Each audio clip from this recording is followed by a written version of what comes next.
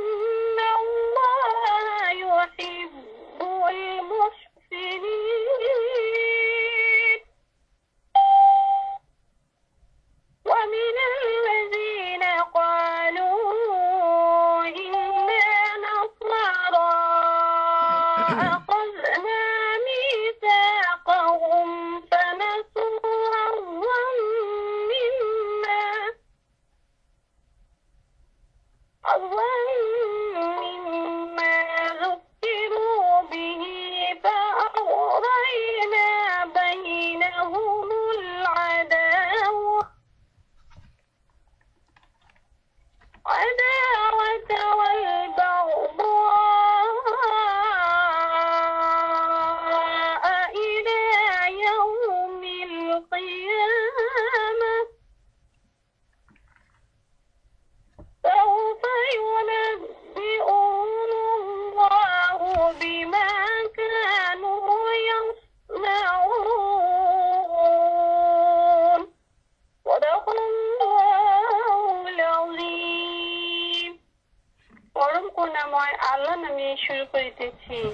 হে ইমানদারগণ, আল্লাহর সে অনুগ্রহের কথা স্মরণ করো যা তিনি এই সাম্প্রতিককালে তোমাদের ক্ষতি করেছেন, যখন একটি দল তোমাদের ক্ষতি করার চক্রান্ত করেছিল, কিন্তু আল্লাহ তাদের চক্রান্ত নস্যাৎ করে দিয়েছিলেন। আল্লাহকে ভয় করে কাজ করতে থাকো। ইমানদারদের আল্লাহর উপরে ভরসা করা উচিত। আল্লাহ বনী ইসরায়েলদের থেকে পাকাপোক্ত অঙ্গীকার নিয়েছিলেন এবং তাদের মধ্যে 12 জন নবী নিযুক্ত করেছিলেন। আর তিনি তাদেরকে বলেছিলেন, আমি তোমাদের সাথে আছি। যদি তোমরা নামাজ কায়েম করো, যাকাত দাও, আমার রসুলদেরকে মানো ও তাদের সাহায্য করো এবং আল্লাহকে উত্তম ঋণ দিতে থাকো, তাহলে নিশ্চিত বিশ্বাস করো আমি তোমাদের থেকে তোমাদের পাপগুলো মোচন করে দেব এবং তোমাদের এমন সব বাগানের মধ্যে প্রবেশ করাবো যার তলদেশটি ঝর্ণা ধারা প্রবাহিত হবে। কিন্তু এরপর তোমাদের মধ্য থেকে যে ব্যক্তি কুফরিতে অবলম্বন করবে সে আসলে সাওয়াউস সাবিল তথা সরল সঠিক পথ হারিয়ে ফেলেছে। তারপর তাদের নিজেদের অঙ্গীকার ভঙ্গের কারণেই আমি তাদেরকে নিজের রহমত থেকে দূরে নিক্ষেপ করেছি এবং তাদের হৃদয় কঠিন করে দিয়েছি। এখন তাদের অবস্থা হচ্ছে যে তারা শব্দের হেরফের করে কথাকে এক দিক থেকে আরেক দিকে নিয়ে যায়। যে শিক্ষা তাদেরকে দেওয়া হয়েছিল তার বড় অংশ তারা ভুলে গেছে এবং প্রায় প্রতিদিনই তাদের কোনো না কোনো বিশ্বাসঘাতকতার খবর তুমি লাভ করে থাকো। তাদের অতি অল্প সংখ্যক লোকে এই দোষমুক্ত আছে। কাজে তারা যখন এই পর্যায়ে পৌঁছে গেছে তখন তাদের যে কোনো কুকর্ম মোটেই অপ্রত্যাশিত নয়। তাই তাদেরকে মাফ করে দাও এবং তাদের কাজকর্মকে ক্ষমার দৃষ্টিতে দেখো। আল্লাহ তাদেরকে পছন্দ করেন যারা সৎকর্মশীলতা ও পরোপকারে নীতি অবলম্বন করে। এভাবে যারা বলেছিল আমরা নাসারা, তাদের থেকেও আমি পাকাপোক্ত অঙ্গীকার নিয়েছিলাম, কিন্তু তাদের স্মৃতিপথে যে শিক্ষা সংঘবদ্ধ করে দেওয়া হয়েছিল তারও বড় অংশ তারা ভুলে গেছে। শেষ পর্যন্ত আমি তাদের মধ্যে চিরকালের জন্য শত্রুতা ও পারস্পরিক হিংসা বিদ্বেষের বীজ বপন করে দিয়েছি। আর এমন এক সময় অবশ্যই আসবে যখন আল্লাহ তাদের জানিয়ে দেবেন তারা দুনিয়ায় কি করতো। আল্লাহ যা বলেছেন সত্য বলেছেন। এতক্ষণ আমি আপনাদেরকে সূরা আল মায়েদার 11 নম্বর আয়াত থেকে 14 নম্বর আয়াত পর্যন্ত তেলাওয়াত এবং তার তর্জমা করে শোনালাম। এখন আমাদের বোন সৌদিয়া ডাক্তার মালেকা বেগম উনি ওনার সংক্ষিপ্ত দাস পেশ করবেন। জাযাকাল্লাহু খায়রান। আলহামদুলিল্লাহ, আমরা তেলাওয়াত ও তর্জমা শুনলাম। তো এবারে আমি আপনাদের সামনে দার্স পেশ করার চেষ্টা করব। আল্লাহ সুবহানাহু ওয়া তাআলা আমাকে যেটুকু তৌফিক দান করেন। ওমা তৌফিকি ইল্লা বিল্লাহ, আলাইহি তাওয়াক্কালতু ওয়া ইলাইহি উনীব। আল্লাহ সুবহানাহু ওয়া তাআলা সূরা আল মায়েদার 11 নম্বর আয়াতে ইরশাদ করেন, হে ঈমানদারগণ, আল্লাহর সে অনুগ্রহের কথা স্মরণ করো যা তিনি তোমাদের প্রতি করেছেন। যখন একটি দল তোমাদের ক্ষতি করার চক্রান্ত করেছিল, কিন্তু আল্লাহ তাদের চক্রান্ত নস্যাৎ করে দিয়েছিলেন। আল্লাহকে ভয় করে কাজ করতে থাকো। ঈমানদারদের আল্লাহর উপর ভরসা করা উচিত। এখানে একটি বিশেষ ঘটনার প্রতি ইঙ্গিত করা হয়েছে। হযরত আব্দুল্লাহ ইবনে আব্বাস রাদিয়াল্লাহু তাআলা আনহু এ সম্পর্কে রিওয়ায়াত করেছেন, ইহুদিদের একটি দল নবী করিম সাল্লাল্লাহু আলাইহি ওয়াসাল্লাম ও তার বিশেষ বিশেষ সাহাবীদেরকে একটি ভোজে আমন্ত্রণ করেছিল। এই সঙ্গে তারা গোপনে চক্রান্ত করেছিল যে নবী করিম সাল্লাল্লাহু আলাইহি ওয়াসাল্লাম ও সাহাবীগণ এসে গেলে একযোগে তাদের উপর আকস্মিকভাবে আক্রমণ চালিয়ে তাদেরকে শেষ করে দেবে এবং এভাবে তারা ইসলামের মূলোৎপাটন করতে সক্ষম হবে। কিন্তু আল্লাহ তাআলার অনুগ্রহে ঠিক সময়ে রসুল করিম সাল্লাল্লাহু আলাইহি ইসলাম এ ষড়যন্ত্রের কথা জানতে পারলেন এবং তিনি সে দাওয়াতে অংশগ্রহণ করলেন না। অন্য একটা হাদিসে আসছে যে রসুল করিম সাল্লাল্লাহু আলাইহি ইসলাম ইবনে জাবির রাদিয়াল্লাহু তাআলা আনহু বর্ণিত এই হাদিসটি যে কোনো এক সফরে নবী করিম সাল্লাল্লাহু আলাইহি ইসলাম একটি মঞ্জিলে অবতরণ করেন। জনগণ ছায়াযুক্ত বৃক্ষরাজির খুঁজে বিচ্ছিন্নভাবে এদিক ওদিক ঘোরাফেরা করছিলেন। রাসূলুল্লাহ সাল্লাল্লাহু আলাইহি ইসলাম নিজের হাতিয়ার একটি গাছে লটকিয়ে রাখেন। এমন সময় এক বেদুইন এসে তার তরবারিখানা হাতে টেনে নিয়ে বলে, আপনাকে এখন আমার হাত থেকে কে বাঁচাতে পারে? উত্তরে আল্লাহ রসুল সাল্লাল্লাহু আলাইহি ওয়াসাল্লাম বলেন, মহিমান্বিত আল্লাহ তাআলা আমাকে বাঁচাবেন। সে দ্বিতীয়বার এ প্রশ্নই করল। আল্লাহ রসুল সাল্লাল্লাহু আলাইহি ওয়াসাল্লাম আবারও একই উত্তর দিলেন। বেদুইন তৃতীয়বার একই প্রশ্ন করল যে আপনাকে আমার থেকে কে রক্ষা করবে? আল্লাহ রসুল বললেন, আল্লাহ তাআলা। বর্ণনাকারী বলেন, একথা বলার সাথে সাথে বেদুইনের হাত থেকে তরবারি পড়ে গেল। আল্লাহ রসুল সাহাবীদেরকে ডাক দিলেন। তারা এসে গেলে তিনি তাদের কাছে বেদুইনের ঘটনাটি বর্ণনা করলেন। সে তখনও তার পাশে উপবিষ্ট ছিল, কিন্তু তিনি তার কোনো প্রতিশোধ নিলেন না। তাইলে আমরা এখান থেকে দুইজন সাহাবী বর্ণিত দুইটা হাদিস আমরা জানতে পারলাম। আল্লাহ তাআলাই ভালো জানেন কোন বিষয়টা সঠিক। তবে একথা সঠিক যে ইহুদিরা আল্লাহ রসুল সাল্লাল্লাহু আলাইহি ইসলামকে দুনিয়া থেকে উঠানোর জন্য নানাভাবে তারা চক্রান্ত শুরু করে। এবং আরেকটা হাদিসে আসছে যে একবার একজন ইহুদি মহিলা নবী করিম সাল্লাল্লাহু আলাইহি ইসলামকে দাওয়াত দেয় এবং খাদ্যে বিষ মিশিয়ে তাকে এবং সাহাবায়ে কেরামদেরকে শেষ করার জন্য চেষ্টা করে। তখনও আল্লাহ রব্বুল আলামিন তার নবী এবং সাথীদেরকে বাঁচায় নিলেন। এখানেও আমরা দেখি যে কিভাবে ইহুদিরা বারবারই চক্রান্ত করে এবং বারবার আল্লাহ রব্বুল আলামিন বিশেষ দয়াপরবশ হয়ে তিনি তার নবী এবং সাহাবায়ে কেরামদেরকে এই ক্ষতি থেকে রক্ষা করলেন। তাদের যে চক্রান্ত, সেই চক্রান্ত তিনি ধূলিসাৎ করে দিলেন। এবং আল্লাহ তাআলার এই দয়া এবং রহমতের ব্যাপার তিনি মহাগ্রন্থ আল কুরআনে জানিয়ে দিলেন সারা বিশ্ববাসীর জন্য, যেন যে কোনো অবস্থায় শত্রু যখন মুমিনকে আক্রমণ করে দিনের জন্য, দিনকে ধ্বংস করার জন্য, এর সাথে মনে রাখা প্রয়োজন মুমিনদের সাথে রয়েছে আল্লাহ তাআলার সাহায্য। এবং যারা কাফির, যারা ইসলামের দুশমন, আপাত দৃষ্টিতে যদিও তারা অনেক সময় জয়ী হয়, কিন্তু আল্লাহ তাআলা তাদেরকে চিরতরে ধ্বংস করে দিবেন এ ব্যাপারে নিঃসন্দেহ। এই ঘটনা থেকে আমরা দেখি যে বারবার তারা চক্রান্ত করে আল্লাহ রসুলকে এবং রসুলের সাহাবায়ে কেরামদেরকে, যাতে তাদের ক্ষতি সাধন করতে পারে, তাদেরকে হত্যা করতে পারে। যার ফলে যখন ইসলামের পতাকাবাহী দল এ দুনিয়া থেকে চলে যাবে, তখন আর ইসলাম প্রচারের লোক থাকবে না। এটাই ছিল তাদের উদ্দেশ্য। আর আল্লাহ তাআলা ইসলামকে বিজয়ী করার জন্য যুগে যুগে নবী রসুল পাঠিয়েছেন এবং মুহাম্মদুর রাসূলুল্লাহ সাল্লাল্লাহু আলাইহি ইসলামের মাধ্যমে তিনি দিন ইসলামকে বিজয়ী করেছেন। তাই মুসলমানদের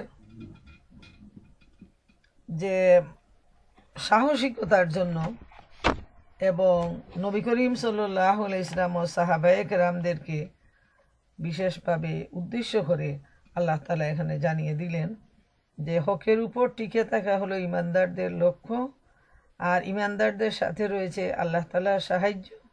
শত্রুরা যতই ক্ষতি করার চেষ্টা করুক না কেন, তারা কখনো সফল হতে পারবে না। আর আল্লাহ তাআলা এই সাথে জানিয়ে দিচ্ছেন যে কোনো কাজের উদ্দেশ্য হবে আল্লাহ রব্বুল আলামিনের সন্তুষ্টি, আল্লাহর ভয়। আল্লাহর ভয়েই আমাদেরকে কাজ করতে হবে। তাই এখানে আল্লাহ তাআলা বলে দিচ্ছেন, আল্লাহকে ভয় করে কাজ করতে থাকো। অর্থাৎ ইমানদারদের সার্বক্ষণিক প্রচেষ্টা হবে আল্লাহর ভয়, খোদাবিরু এবং মুত্তাকি হওয়া। প্রতিটা কাজ আল্লাহ রব্বুল আলামিনের জন্য করে যাওয়া।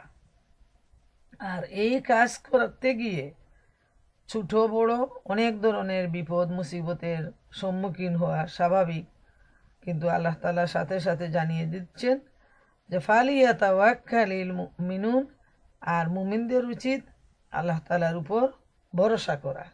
সুবহানাল্লাহ, এত শক্ত একটা সাহসিকতার যে আল্লাহ তাআলা জানিয়ে দিচ্ছেন নির্দেশটা, যে মুমিনদের উপর ভয় বিপদ মুসিবত আসবে, এটা তাদের ঈমান বৃদ্ধির জন্য, তাদের পরীক্ষার জন্য, তাদের মর্যাদা বৃদ্ধির জন্য এবং আল্লাহ তাআলার পক্ষ থেকে জান্নাত লাভের জন্য।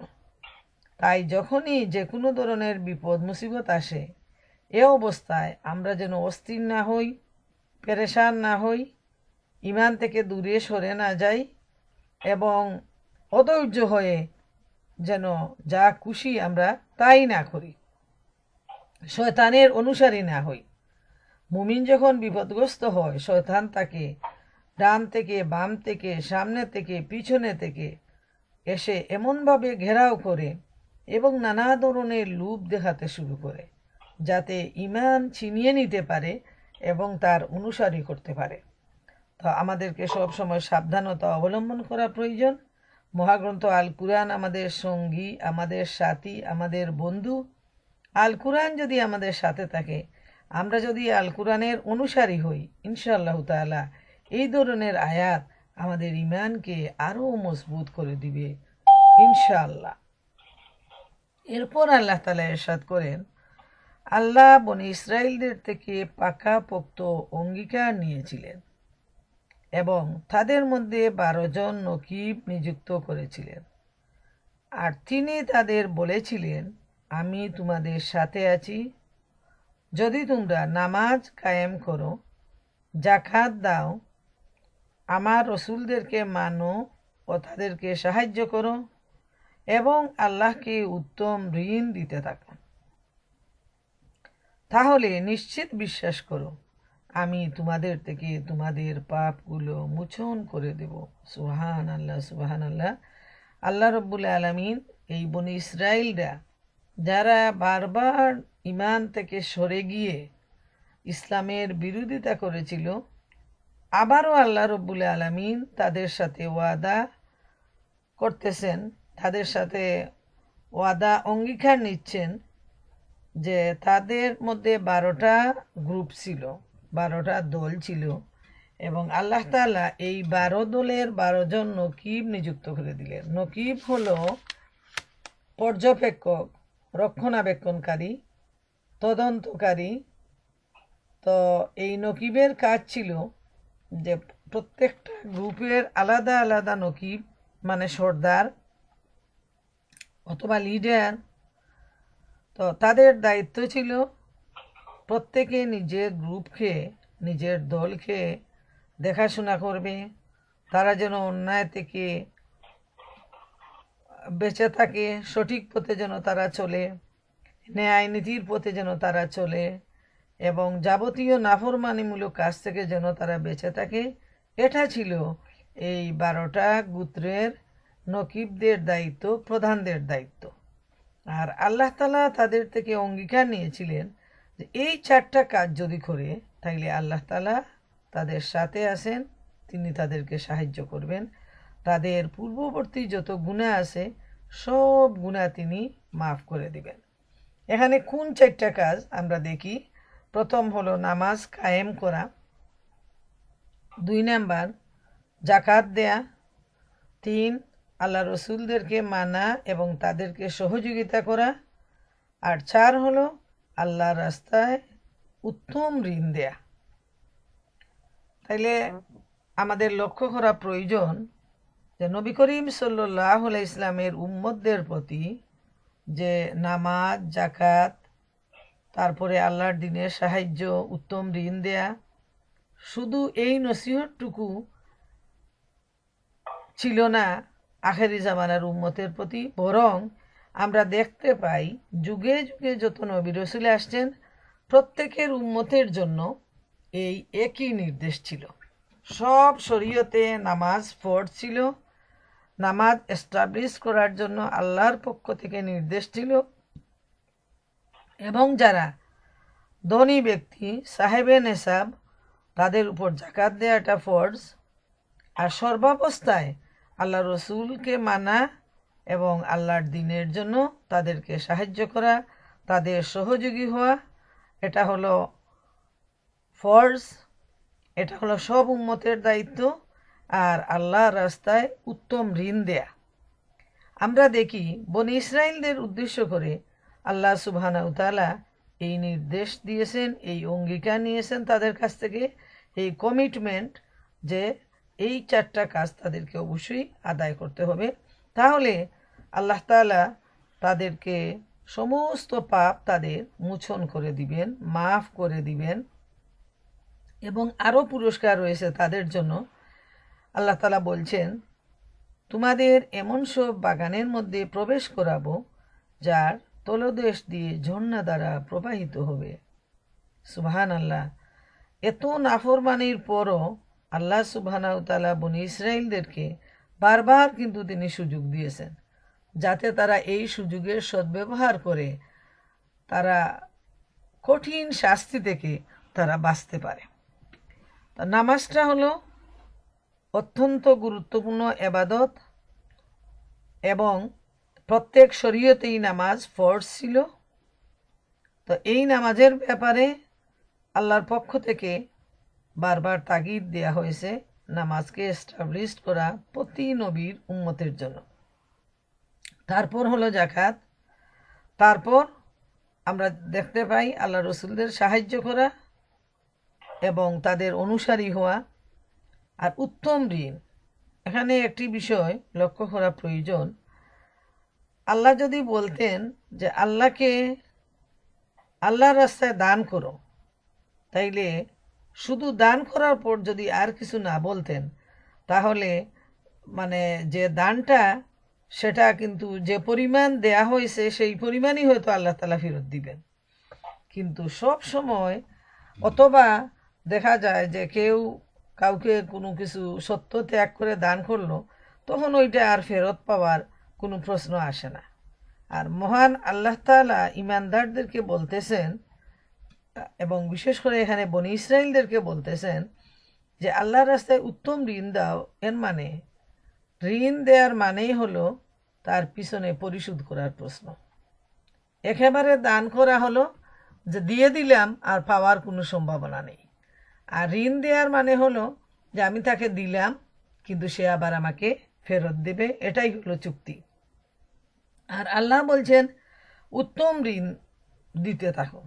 এর মানে তুমি তোমার যে প্রপার্টি সেটা তুমি উত্তম উপায়ে, হালাল উপায়ে আয় রোজগার করো এবং আল্লাহর রাস্তায় এটা দান করো, যার ফলে অন্য আয়াতগুলোতে আসছে, যেমন সূরা আল হাদিদে আসছে, মানজাল্লাযী ইকরিদুল্লাহা কারজান হাসানা ফায়ুদাইফাহু লাহু আদহাফান কাসীরা।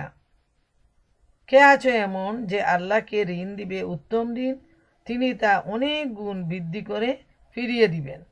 সুবহানাল্লাহ। তো উত্তম ঋণের মানে হলো আল্লাহ তাআলাকে দেয়ার উদ্দেশ্য হলো নিজের কল্যাণ করা। আল্লাহর কোনো প্রয়োজন নেই, তিনি সব কিছুর মালিক, তিনি আমাদেরকে দান করেন। এখানে আল্লাহকে দেয়ার মানে হলো আল্লাহর বান্দাবান্দি যারা এই সমাজে গরিব রয়েছে, মুসাফির, এতিম, মিসকিন, তারপর মসজিদ, মাদ্রাসা, রাস্তাঘাট, হসপিটাল, এগুলাতে দান করতে হবে সমাজের কল্যাণের জন্য, ব্যক্তির কল্যাণের জন্য। এবং যখন আল্লাহর রাস্তায় দান করা হবে তখন আল্লাহ সুবহানাহু তাআলা দাতাকে অনেক গুণ বৃদ্ধি করে দিতে থাকেন। সুবহান আল্লাহ তাআলা। এবং অসংখ্য হাদিস রয়েছে দানের ব্যাপারে।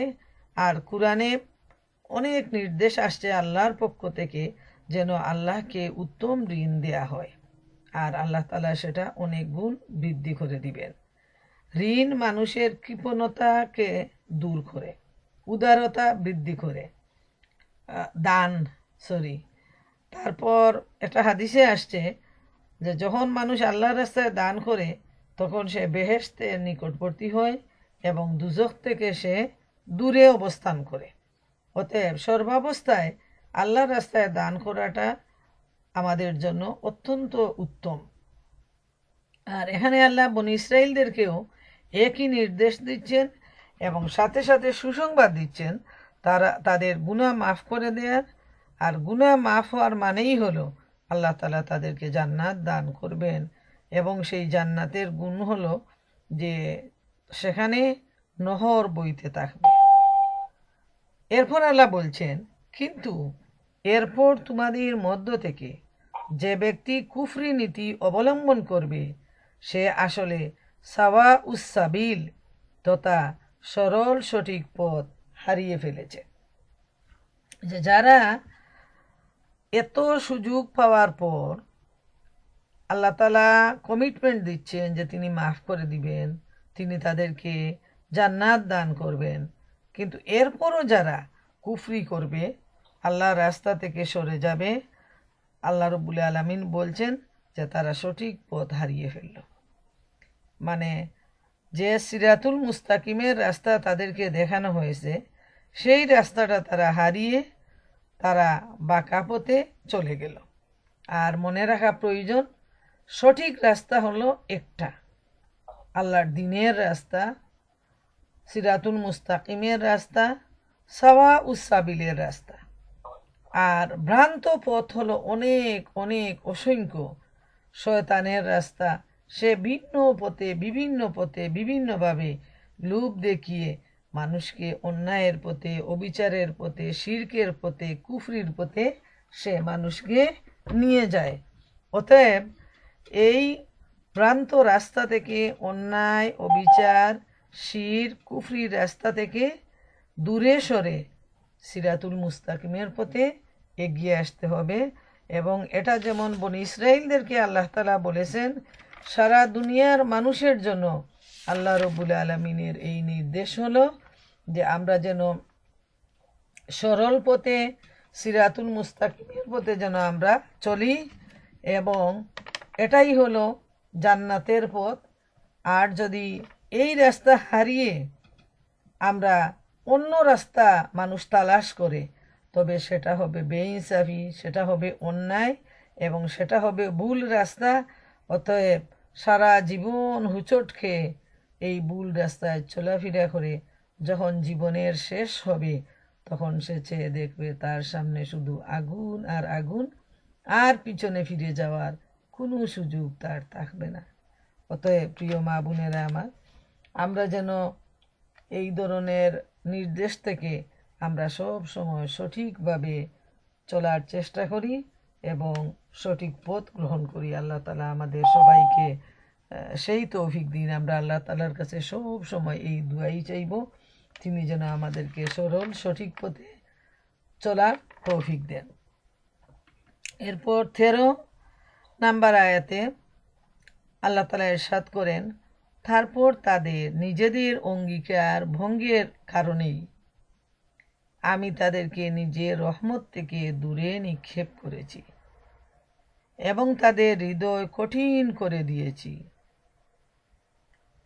এই বনী ইসরাইলদের ব্যাপারে আল্লাহ তাআলা বলছেন যে আল্লাহ তাআলা তাদের কাছ থেকে যে অঙ্গীকার নিয়েছিলেন তারা সেই অঙ্গীকার ভঙ্গ করেছে। আর অঙ্গীকার ভঙ্গের জন্য তারা আল্লাহর রহমত থেকে অনেক দূরে সরে গেছে, এবং তাদের অন্তরটা, তাদের হৃদয়টা এত কঠিন হয়ে গেছে যে এখন তারা আর সঠিক রাস্তা আর তারা লাভ করতে পারবে না, সঠিক পথ তারা আর কখনো তারা খুঁজে পাবে না।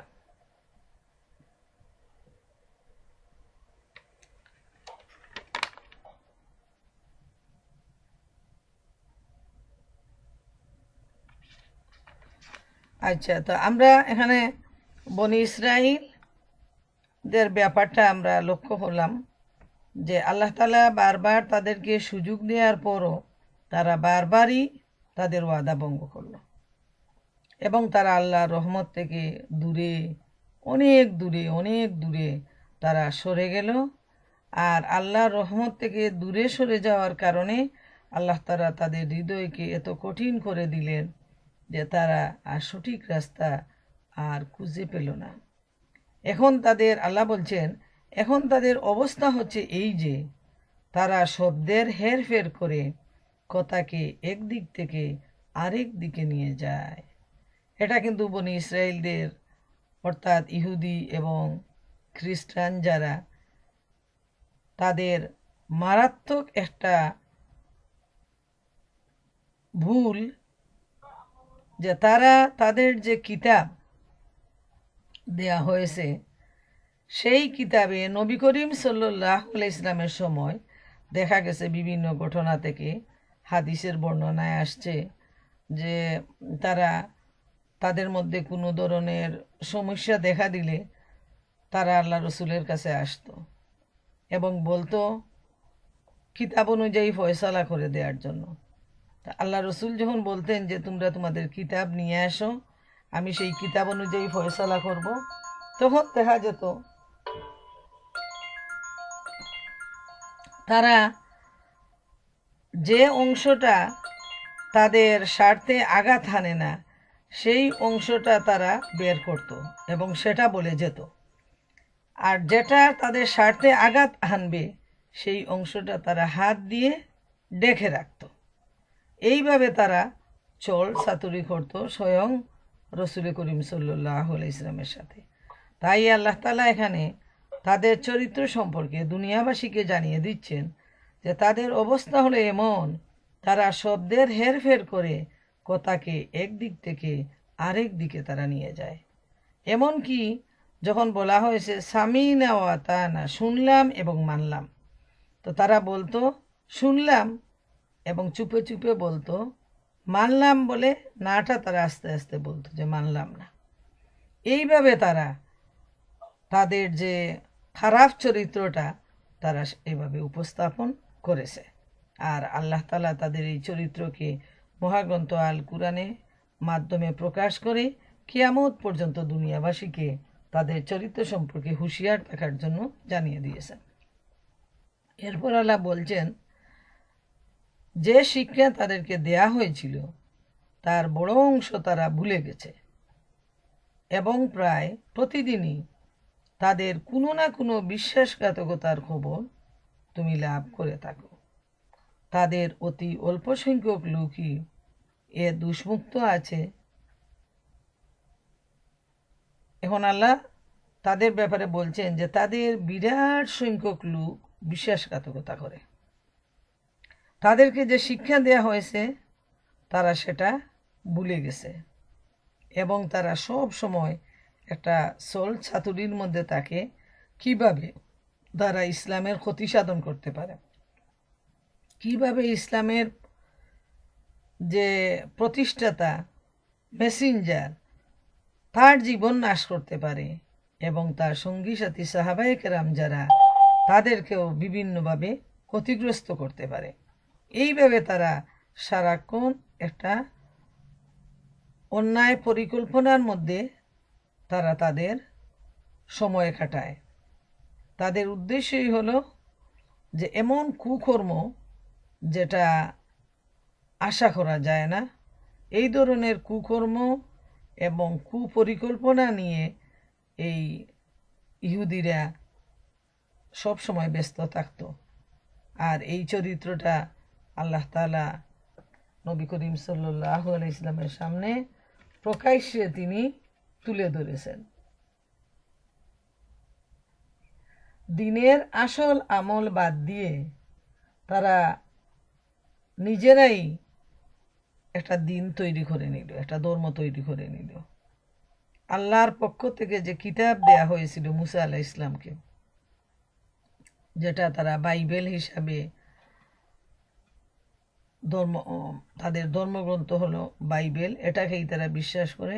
কিন্তু এর মধ্যে মূল কিতাবের খুব অল্পই রয়েছে এবং বেশিরভাগ তাদের যে পূর্ববর্তী আলিম উলামা যারা আছে তাদের নিজস্ব মন গড়া তৈরি হলো এই তাদের ধর্মগ্রন্থ। এবং নবী করিম সাল্লাল্লাহু আলাইহি ওয়াসাল্লামের সময় থেকেই তারা এবং এর পূর্ববর্তী সময় থেকে তারা এইভাবে চলচাতুরির আশ্রয় নিয়ে আসে। তাই আল্লাহ তাদের চরিত্র জানিয়ে দিচ্ছেন এবং আমরা লক্ষ্য করি এরপরে আল্লাহ তাআলা ইরশাদ করছেন, তাই তাদেরকে মাফ করে দাও এবং তাদের কাজকর্মকে ক্ষমার দৃষ্টিতে দেখো। এই আয়াতটা নিয়ে আমি পুরা সপ্তাহ শুধু চিন্তা করতেছি যে আল্লাহ রব্বুল আলামিনের দয়া রহমত যে কি পরিমাণ সেটা আমরা চিন্তা করে কল্পনা করে আমরা বুঝতে পারবো না। বুঝার মতো জ্ঞান যোগ্যতা কোনো মানুষের নেই যে তিনি যে গফুরুর রহিম, তিনি রহমানুর রহিম, তিনি ক্ষমা করাকেই পছন্দ করেন। আল্লাহ তাআলা তাদের এই চরিত্র তুলে ধরার সাথে সাথে নবী করিম সাল্লাল্লাহু আলাইহি ইসলামকে এবং তার উম্মতকে বলে দিচ্ছেন যে তাদেরকে মাফ করে দাও আর তাদের কাজকর্মকে ক্ষমার দৃষ্টিতে দেখো। সুবহানাল্লাহ। যারা ইসলামের এত বড় দুশমন, ইসলামকে কবর রচনা করার জন্য যারা রাত দিন প্রচেষ্টা চালায়, এমনকি আল্লাহর প্রিয় বান্দা এবং বন্ধু নবী করিম সাল্লাল্লাহু আলাইহি ইসলামকে হত্যা করার জন্য বারবার একের পর এক পরিকল্পনা করে এবং আল্লাহ তাআলা তাকে বাঁচিয়ে নেন। এরপরও মহান রব্বুল আলামিন তিনি যে এত দয়ার আধার, তিনি যে এত করুণাময়, তিনি বলে দিচ্ছেন তাদেরকে মাফ করে দাও, তাদের কাজকর্মকে ক্ষমার দৃষ্টিতে দেখো। সুবহানাল্লাহ। এত অন্যায় যারা করে আল্লাহ তাআলা তাদেরকেও মাফ করার জন্য বলে দিচ্ছেন এবং তাদের কাজকে ক্ষমার দৃষ্টিতে দেখার জন্য আল্লাহ তাআলা নির্দেশ দিচ্ছেন। সুবহানাল্লাহু তাআলা। আর আল্লাহ বলছেন আল্লাহ তাদেরকে পছন্দ করেন যারা সৎকর্মশীলতা ও পরোপকারের নীতি অবলম্বন করে। হায় হায়। যেমন আমরা দেখি সূরা হুদের 115 নম্বর আয়াতে আল্লাহ তাআলা বলেন, ওলা তাস্তাউইল হাসানাতু ওয়ালা সাইয়্যাহ, যে ভালো কাজ মন্দ কাজকে মুছে ফেলে। এটা ইমানদারদের উদ্দেশ্যে আল্লাহ তাআলা বলছেন যে যারা ইমানদার তারা যখন মন্দ কাজ করে, গুনাহ করে, অন্যায় করে, এরপর যখন তারা ভালো কাজ করে, এর মাধ্যমে আল্লাহ তাআলা তার অন্যায়কে, তার পাপকে মোচন করে দেন।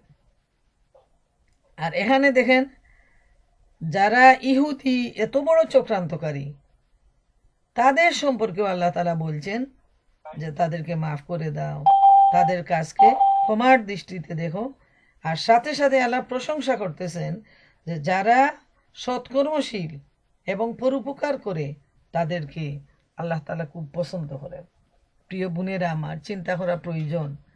যদি ইহুদির ব্যাপারে যারা ইসলামের চরম দুশমন, আল্লাহর দুশমন, তাদের ব্যাপারে যদি আল্লাহ বলেন যে তাদেরকে মাফ করো, তাদেরকে ক্ষমা করো, তাহলে চিন্তা করা প্রয়োজন আমরা যারা মুমিন মুসলমান, যারা আমাদের পরিবারের লোক, যারা আমাদের আত্মীয় স্বজন, প্রতিবেশী, বন্ধু বান্ধব, তারা যখন অন্যায় করে সেই অন্যায়টা মনে রাখা, তার প্রতিশোধ নেয়া আমাদের জন্য কত বড় অন্যায়। এটা মহৎ কাজের লক্ষণ নয়।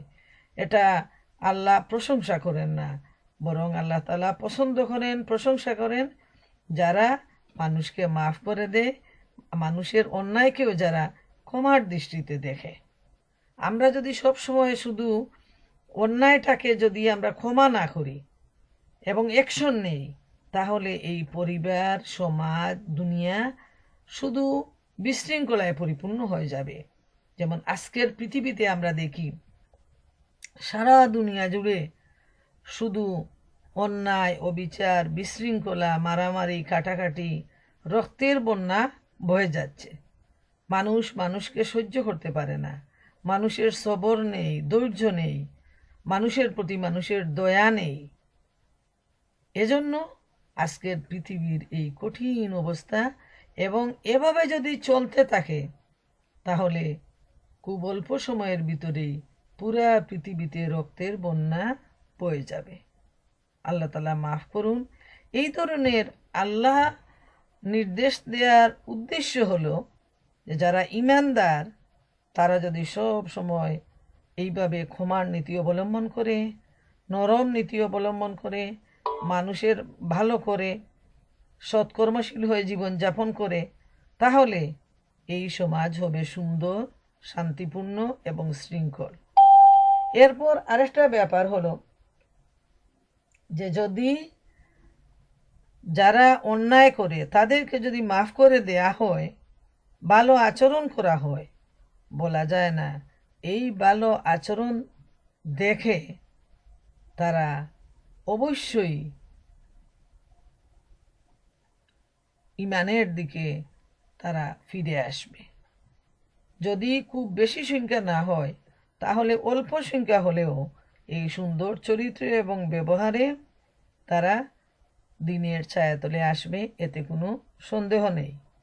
এবং এর অসংখ্য দৃষ্টান্ত রয়েছে নবী করিম সাল্লাল্লাহু আলাইহি ইসলামের সময়ে, সাহাবায়ে কেরামের সময়ে, যে তাদের সুন্দর জীবনযাপন, তাদের কোরআনের উপর যে তাদের আমল, নবী করিম সাল্লাল্লাহু আলাইহি ইসলামের প্রতি তাদের যে ভালোবাসা, ভালো ব্যবহার, সদাচরণ, মানুষকে ক্ষমার দৃষ্টিতে দেখা, এইগুলোর জন্য আমরা দেখি যে অনেক বেদিন দিনের ভিতরে আসছে,